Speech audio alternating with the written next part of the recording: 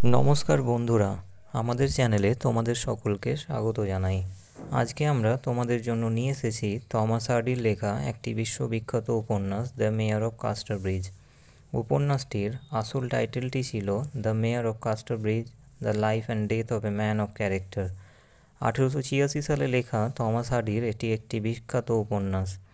এটি হার্ডির ওয়েসেক্স নোভেলসের একটি। উপন্যাসটি 1886 সালের জানুয়ারি মাসে সাপ্তাহিক খণ্ডের আকারে প্রকাশিত হয়েছিল।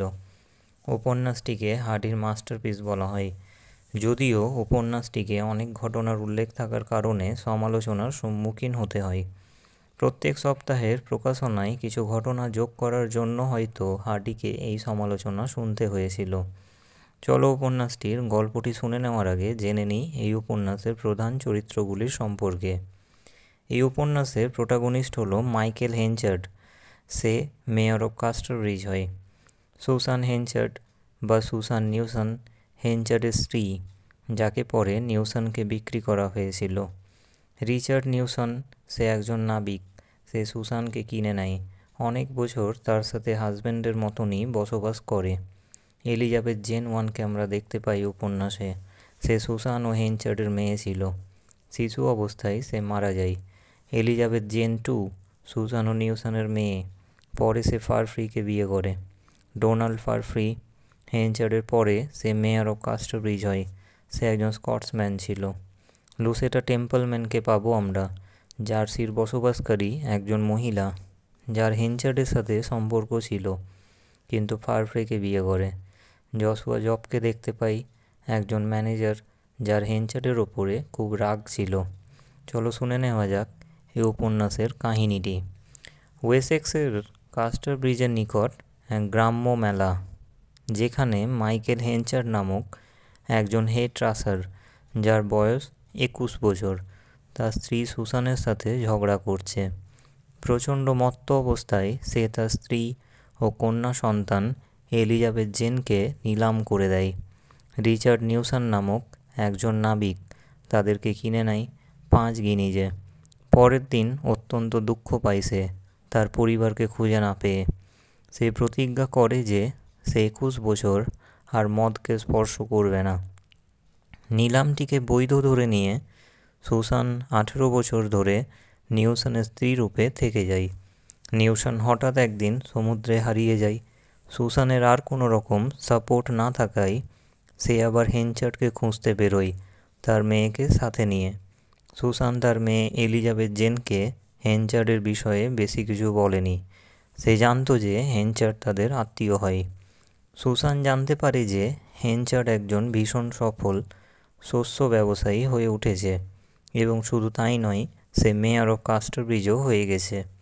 সে কাউকে বলে না যে কিভাবে সে তার স্ত্রীকে হারিয়েছে, এবং লোকজন মনে করে যে সে হলো একজন উইডোয়ার। যখন হেনচার্ড ও সুসান পুনরায় মিলিত হয়, তখন হেনচার্ড সুসানকে পুনরায় বিয়ের প্রস্তাব দেয়। এটা করতে গিয়ে যদিও তাকে একটি মেয়ে লুসেটা টেম্পলম্যানের সাথে এনগেজমেন্ট ভাঙতে হয়। এই লুসেটা হেনচার্ডের দেখাশোনা করত যখন সে অসুস্থ ছিল। ডোনাল্ড ফারফ্রি নামক একজন অল্প বয়সী উদ্যমী স্কটসম্যান কাস্টারব্রিজ পেরোনোর সময় হেনচার্ডকে বলে যে কীভাবে সে একটু খারাপ গুণমানের শস্যদানা রক্ষা করতে পারবে। হেনচার্ড এতে এই লোকটিকে পছন্দ করে বসে। সে তাকে যেতে বারণ করে এবং নিজের কাছে কাজে রেখে নেয়। সে জব নামক এক ব্যক্তিকে কাজ থেকে সরিয়ে দেয়, যাকে সে কাজ দেওয়ার প্রস্তাব দিয়েছিল। ফারফ্রি তার কাজে ভীষণই দক্ষ ছিল। সে ভীষণই সফল হয় এবং তার মালিকের থেকেও বেশি পরিচিতি লাভ করে বসে। যখন সে এলিজাবেথ জেনের দৃষ্টি আকর্ষণ করে, তখন হেনচার্ড তাকে কাজ থেকে ছাড়িয়ে দেয়। কিন্তু ফারফ্রি একজন স্বাধীন ব্যবসায়ী হিসেবে ব্যবসা করতে আরম্ভ করে। ফারফ্রি একজন সৎ ব্যবসায়ী ছিল, কিন্তু হেনচার্ড তার ব্যবসা ধ্বংস করার জন্য ঝুঁকিপূর্ণ বিজনেস ডিল করতে আরম্ভ করে, যা তার নিজের পক্ষেই ক্ষতিকারক হয়ে ওঠে। সুসান অসুস্থ হয়ে পড়ে এবং মারা যায় হেনচার্ডের সাথে বিয়ের পরেই। সে হেনচার্ডের উদ্দেশ্যে একটি চিঠি রেখে যায় এবং বলে যায় যে সে যাতে চিঠিটা এলিজাবেথ জেনের বিয়ের দিনে পড়ে। হেনচার্ড চিঠিটা পড়ে নেয় কারণ সেটা ভালোভাবে সিল করা ছিল না। সে জানতে পারে যে এই এলিজাবেথ তার মেয়ে নয়, নিউসনের মেয়ে। তার মেয়ে তো ছোটোবেলাতেই মারা গেছে।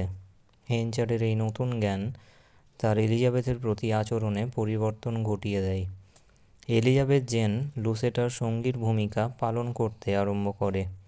সে জানতো না যে লুসেটার সম্পর্ক হেনচার্ডের সাথে ছিল। লুসেটা তার আন্টের সম্পত্তি পেয়ে বড়লোক হয়ে গেছে।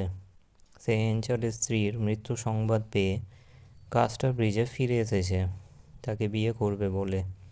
যদিও ফারফ্রির সাথে সাক্ষাতের পরে তারা একে অপরের প্রতি আকৃষ্ট হয়ে পড়ে। অন্যদিকে হেনচার্ডের অর্থনৈতিক দুরবস্থা তাকে লুসেটাকে বিয়ের দিকে চালিত করছিল। কিন্তু লুসেটা তো এখন ফারফ্রিকে ভালোবাসে এবং এই দুজন একদিন পালিয়ে যায় বিয়ের জন্য হেনচার্ডকে কিছু না জানিয়েই।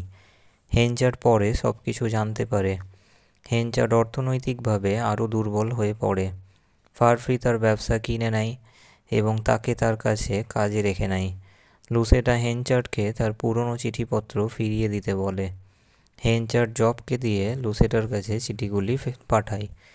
জব তখনও হেনচার্ডকে দেখতে পারতো না, কারণ হেনচার্ড তাকে তার কাজ থেকে ছাড়িয়ে দিয়েছিল। সে চিঠিগুলো জোরে জোরে একটি সরাইখানায় পড়ে দেয়, লোকজনকে শুনিয়ে শুনিয়ে। শহরের কিছু লোকজন হেনচার্ড ও লুসেটাকে অপমান করে দেয়। তারা হেনচার্ড ও লুসেটার কুশপুতুল তৈরি করে। লুসেটা এই ঘটনায় এতটাই ভেঙে পড়ে যে সে অজ্ঞান হয়ে যায়, তার মিসক্যারেজ হয় ও সে মারা যায়। পরের দিন নিউসন হঠাৎ এসে উপস্থিত হয় হেনচার্ডের বাড়ির সামনে। সে জাহাজডুবিতে হারিয়ে যায়নি। সে এসে তার মেয়ের খোঁজ করে। হেনচার্ড তার মেয়েকে হারানোর ভয়ে মিথ্যে করে বলে যে তার মেয়ে মারা গেছে। নিউসন ভীষণ দুঃখ পেয়ে চলে যায়। এদিকে 21 বছর হয়ে গেছে। হেনচার্ড তার শপথ পূর্ণ করেছে। এবার সে পুনরায় মদ্যপান আরম্ভ করে। নিউসন জানতে পেরে যায় যে তাকে মিথ্যে কথা বলা হয়েছে। সে আবার ফিরে আসে। হেনচার্ড তার মুখোমুখি না হয়ে পালিয়ে যায়। যেদিন এলিজাবেথ জেনের বিয়ে ধার্য হয় ফারফ্রির সাথে, সেদিন হেনচার্ড ফিরে আসে এবং ভয়ে ভয়ে সব কিছু মিটিয়ে নিতে যায়। সে তাকে ভর্ৎসনা করে এবং হেনচার্ড সেখান থেকে চলে যায়। পরে এলিজাবেথ ও ফারফ্রি তাকে খুঁজতে বেরোয় দুঃখ পেয়ে। তাদের আসতে অনেকটা দেরি হয়ে গিয়েছিল, কারণ হেনচার্ডের মৃত্যু ঘটে। তারা তার শেষ ইচ্ছা লেখা একটি চিঠি খুঁজে পায়। ইচ্ছাটি ছিল যে সবাই যাতে তাকে ভুলে যায়। এখানেই এই উপন্যাসটি শেষ হয়। তাহলে আজকের ভিডিওয় আমরা শুনলাম থমাস হার্ডির লেখা পৃথিবী বিখ্যাত উপন্যাস দ্য মেয়ার অফ কাস্টার ব্রিজের কাহিনী।